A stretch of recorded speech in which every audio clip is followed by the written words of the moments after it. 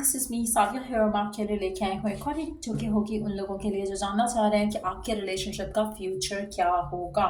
Think of a relationship, think of a person, और हम जानने की कोशिश करेंगे कि आपके फ्यूचर में क्या है उस इंसान के साथ। So stay tuned. और रीडिंग शुरू करने से पहले रिमाइंड करवा दूँ कि ये एक जनरल रीडिंग है, सबके साथ मैच कर भी सकती है और नहीं भी। सो जो बातें, जो मैसेजेस मैच करते हैं उन मैसेजेस को पिक करो और बाकी सब कुछ छोड़ दो। अगर आप पर्सनल रीडिंग्स चाहते हो, पेपॉल से इजी पैसे से पेमेंट कर सकते हो। सिर्फ तभी रीच आउट करो ताकि आपका भी टाइम वेस्ट नहीं हो और मेरा भी। सो लेट्स सी कि what's gonna be the future, क्या होगा आप दोनों का फ्यूचर इस रिलेशनशिप का। लेट्स फाइंड आउट क्या होगा आपके रिलेशनशिप का future. We do have divine masculine, intuition, inner knowing, finances, future, the mind on the money, travel, experience new things. Underneath the deck, we do have the soulmate, everlasting. अच्छा, ये जो आपका specific someone है जिसके साथ आप deal कर रहे हो, मुझे लगता है कि आपका रिलेशनशिप इस इंसान के साथ बहुत ज़्यादा बम्पी रहने वाला है। आपका जो रोड है towards happiness, towards the fulfilment, towards happily ever after, वो स्मूथ नहीं है। बहुत इश्यूज हैं, बहुत मुश्किलें हैं आपके और आपके पर्सन के दरम्यान में। मुझे लगता है कि यहाँ पे मैस्कुलिन जो भी है इस रिलेशनशिप में, इसका माइंड जो है वो फाइनेंसेस के ऊपर है। इसका माइंड जो है वो रिलेशनशिप से ज़्यादा अपने बाकी एरियाज ऑफ देयर लाइफ पे है, जिसकी वजह से आपके रिलेशनशिप में डेफिनेटली स्ट्रगल्स आएंगी आपके और आपके पर्सन के दरम्यान में। रीज़न रहेगा कि आप और वो सेम पेज पे नहीं है। आप में से मेजॉरिटी लोगों में जो कपल है आपका और आपके स्पेसिफिक समवन का जो साथ है, उस कनेक्शन में एक पर्सन बहुत ज़्यादा वर्कaholic है, चाहे वो आप हो या चाहे आपके पर्सन है। कार्ड्स के हिसाब से या एनर्जीज के हिसाब से यहाँ पे मैस्कुलिन एनर्जी आ रही है, लेकिन मैस्कुलिन फीमेल भी हो सकती है। एज एन के जो फीमेल बहुत ज़्यादा करियर ओरिएंटेड होती हैं, उसके अंदर मैस्कुलिनिटी का एलिमेंट ज़्यादा होता है। सो यहाँ पर जो भी रिलेशनशिप में मैस्कुलिनिटी का एलिमेंट ज़्यादा है, जिसमें जो ज़्यादा पैशनेट है, करियर ओरिएंटेड है, उसकी वजह से इस रिलेशनशिप में डिलेज आएंगे। लेकिन आपकी शादी, आपका रिलेशनशिप आगे जाने के चांसेस हैं इस इंसान के साथ, क्योंकि सोलमेट हो आप दोनों एक दूसरे के। डिफरेंसेस होंगे, इश्यूज होंगे, ईजी नहीं होगा आप दोनों का एक दूसरे के साथ आना।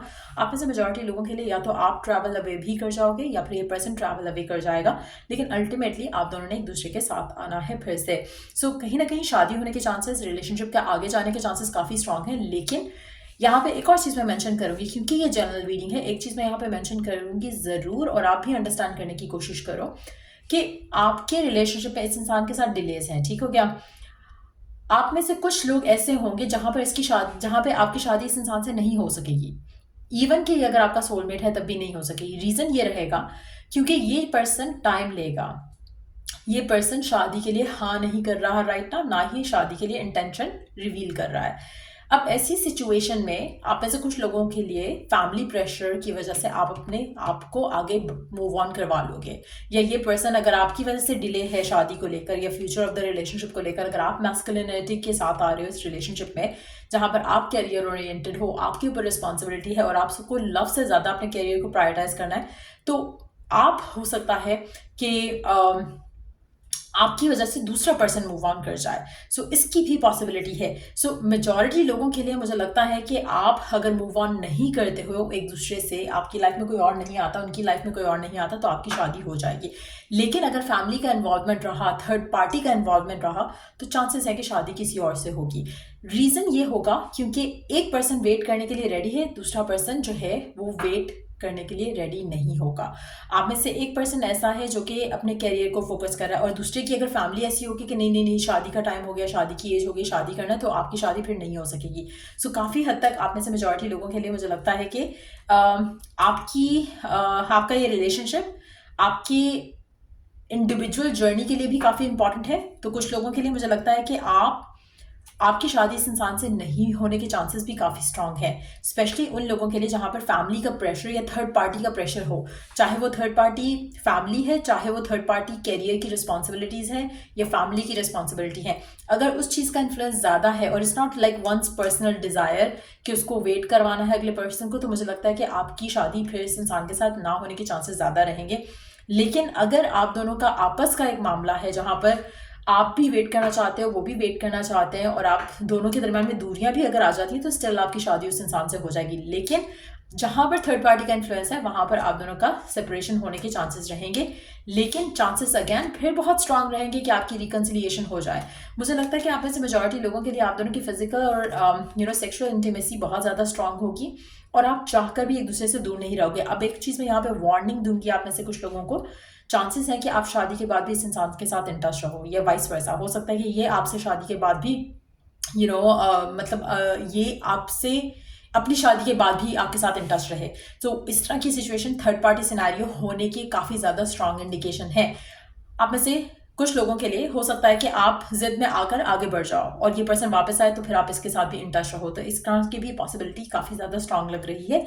लेकिन एट द सेम टाइम मुझे लगता है कि मेजॉरिटी लोगों के लिए अगर आप वेट करते हो, अगर आप पेशेंट रहते हो, तो आपकी शादी इस इंसान से होने के चांसेस काफ़ी ज़्यादा स्ट्रांग रहेंगे जिसके साथ आप करंटली डील कर रहे हो, लेकिन ये रिलेशनशिप आगे जाने में टाइम लेगा। सो कहीं ना कहीं आपका आप में से कुछ लोगों के लिए ब्रेकअप भी हो सकता है आने वाले टाइम में, जिसके बाद आप लोगों का रिकन्सिलिएशन हो जाएगा।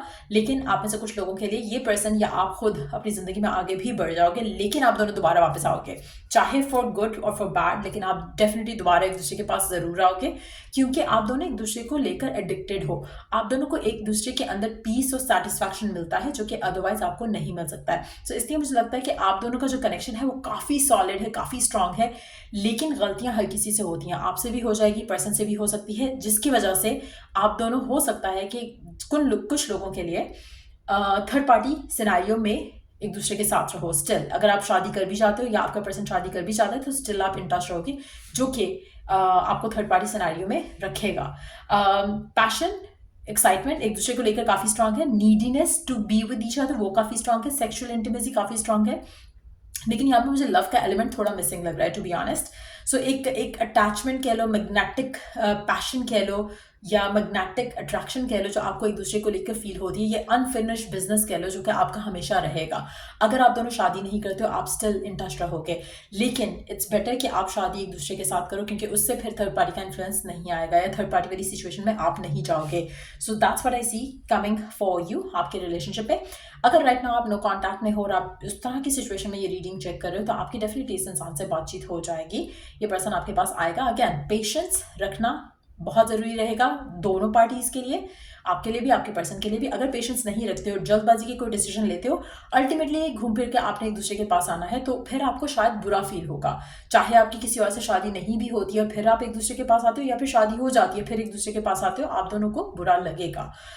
To have allowed another person in each other's life, वो चीज़ रहेगी। सो इसलिए इट्स बेटर कि आप एक दूसरे का वेट करो और कोई भी जल्दबाजी का डिसीजन लव लाइफ में नहीं लो, उससे आपकी लव लाइफ में काफ़ी सुधार आ सकता है और सिचुएशन बेटर रह सकती है। लेट्स सी कि और क्या एक्सपेक्ट कर सकते हो आप इस रिलेशनशिप के फ्यूचर में।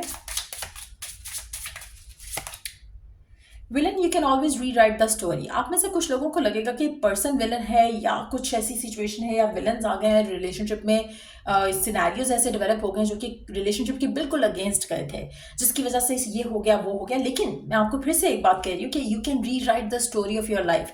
तो जो भी अगर कुछ गलत भी हो रहा है तो आपके हाथ में काफ़ी हद तक कंट्रोल है। इसलिए मैं कह रही हूँ कि पेशेंट रहो, पेशेंस रखो।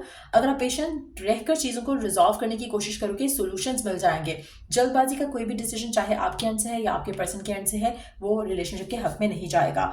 सो we do have endings are inevitable. मुझे लगता है कि आप में से मेजॉरिटी लोगों के लिए एंडिंग जरूर होगी, उसके बाद आप दोबारा एक दूसरे के साथ आओगे। लेकिन एट द सेम टाइम कुछ लोगों के लिए आपका दोबारा एक दूसरे के साथ आना थर्ड पार्टी वाले सिनेरियो में होगा, कुछ लोगों के लिए एक दूसरे के साथ आना as a life partner everlasting love वाले सिनेरियो में होगा। सो ये थी रीडिंग आप लोगों की। अगर आपको हेल्प किया हो, गाइड किया हो, तो लाइक शेयर सब्सक्राइब जरूर करो। चलिए नेक्स्ट रीडिंग आप लोगों के लिए। Take care, bye.